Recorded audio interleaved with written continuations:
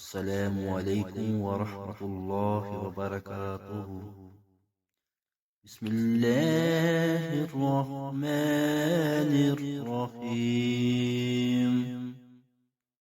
آقا کی ذات پر محبت سے درود پڑھ لیں۔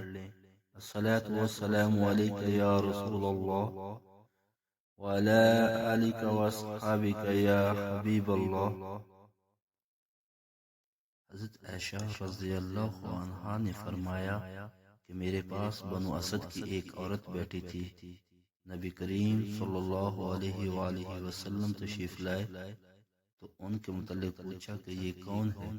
میں نے کہا یہ فلاں خاتون ہے جو رات پر نہیں سوتی۔ ان کی نماز کا آپ صلی اللہ علیہ وآلہ وسلم کے سامنے ذکر کیا گیا، لیکن آپ صلی اللہ علیہ وآلہ وسلم نے فرمایا کہ بس تمہیں صرف اتنا ہی عمل کرنا چاہیے جتنے کہ تم میں طاقت ہو، کیونکہ اللہ تعالیٰ تو ثواب دینے سے تھکتا نہیں، تم ہی عمل کرتے کرتے تھک جاؤ گے۔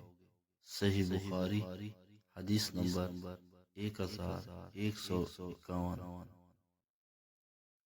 اگر ہو سکے تو اپنے والدین اور آقا کی ساری امت کے صالح ثواب کے لیے اس حدیث کو زیادہ سے زیادہ شیئر کریں۔